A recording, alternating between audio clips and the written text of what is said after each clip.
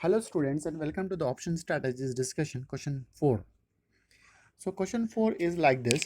So investor has taken a short position on a put option, right? So when is the investor will take a short position on a put option?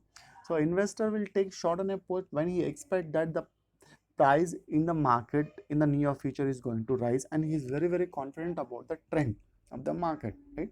So for which he is ready to take a risk of maximum or nothing like very high risk that he is ready to take, and the return that he is going to enjoy is a limited the premium, right?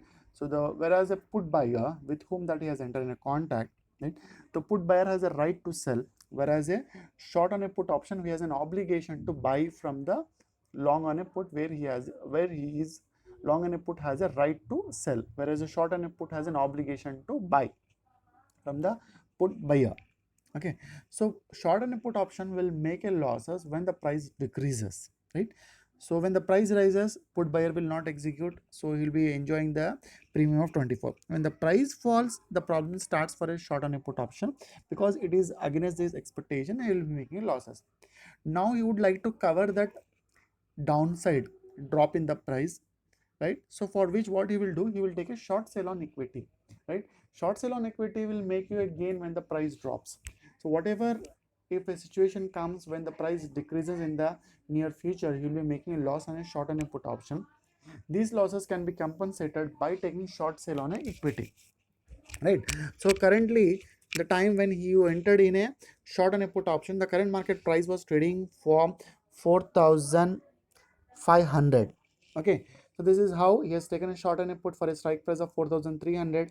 He is going to receive the premium for a 24 where he has an obligation to buy from a put buyer, and he has taken a short sale on equity where he has sold the share for 4,500 and he has an obligation to return back the share by buying the stock from the market. Okay, now let's look at the payoff. So possible closing prices is 4,300. The first column heading, second column heading is a payoff about the short and a put option where he has an obligation to buy for a strike price of 4,300. When the current market price is 4,300, right, the put buyer has a right to sell for 4,300, right? If the put buyer sell or the withdraw, right, so for a short and a put option it will not make any difference because it's already received a 24 as a premium. Anything if it is less than 4,300, then it would be a loss for a short and a put option. Since we have not taken such possibility, if there is such possibility of less than the strike price, then short and a put will definitely will make a losses.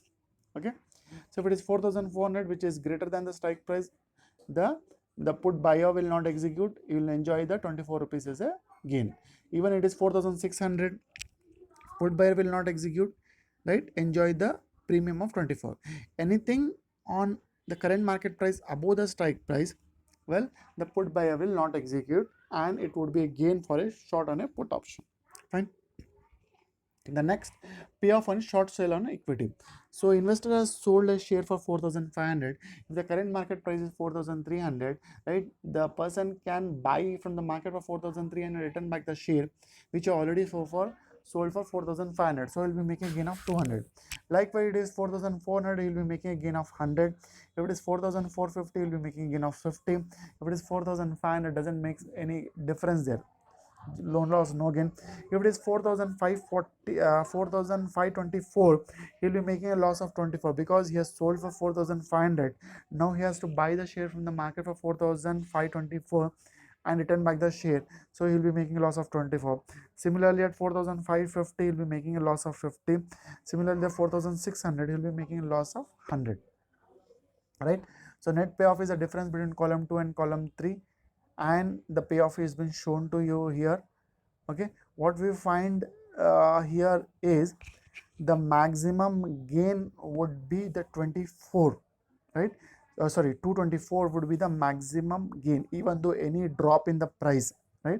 Even though if it is any drop in the price, short and a put will start making a losses, but it would be compensated on a short and equity, and maximum gain would be the 224 would be the maximum gain.